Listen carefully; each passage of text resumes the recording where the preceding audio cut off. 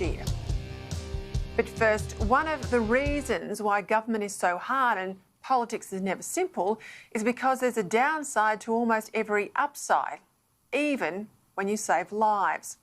All credit to the Morrison government for avoiding the tens of thousands of coronavirus deaths suffered by so many other countries, even today.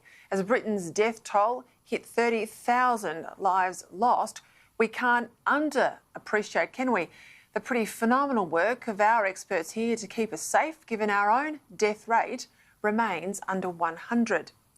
But we also have to be upfront and acknowledge that saving lives has come at a massive economic cost. And, as we're warned now today as well, possibly significant health consequences too. Health consequences that some argue are more dire than the consequences of the virus itself.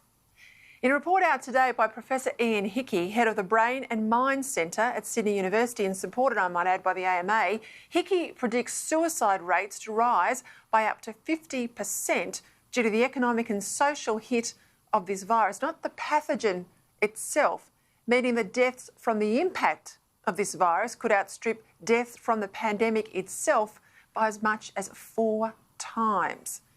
In the worst case scenario, Hickie's modelling says that's an additional 1,500 deaths from suicide per annum. We're told that tomorrow on the National Cabinet Committee's agenda, there'll be yet another discussion about the mental health impacts of this shutdown, and you can probably expect more funding to be announced.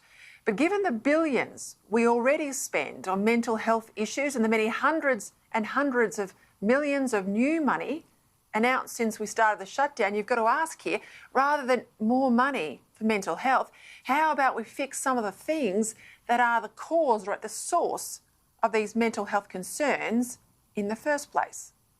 How about we get people back to work, to their real jobs, on their real wages, and not just the dole or JobKeeper allowances, because as Hickie says, it's the financial pressures that are exacerbating mental health issues. And importantly, by letting our young people get back to school and out and about a bit, they'll get the social support we know from their peers that is so critical. Now, I say again, we are lucky to be where we are now with this virus. Most countries in the world would want to be us. But the challenge now is not to rest on our success in flattening the curve, but to act now to stop the worst of the economic consequences of this virus, to be as successful in avoiding the economic pain as we have been on the fatalities. Now, in the absence of a vaccine, there will continue to be risks to any lessening of social distancing. I think we all understand that. But 6 million people can't be kept idle indefinitely in order to completely avoid all and any risk to the vulnerable. While many of us might be able to get back to work, albeit continuing to keep our distance from each other and keep up our hand hygiene, for older Australians, it might sadly mean a continuation of self-isolation, particularly over winter. But if we're serious about mitigating the looming economic iceberg, we can't do it from our couch. Now, rightly, the PM and the Premiers have won praise for keeping us safe over the past few months. But I don't know about you, I've sensed a real mood shift over the past week or so. As soon as the NT said that pubs and restaurants would soon reopen, at the other end of the country here in Victoria, I saw far more cars on the road and people out at shopping centres in Melbourne than I've seen since the middle of March. Even if the leaders, Daniel Andrews, aren't making the decisions, I tell you, the people who want restrictions eased, they're voting with their feet. And the lecturing too from Andrews was grating at best today. Comments on social media say people, Daniel, have had just about enough.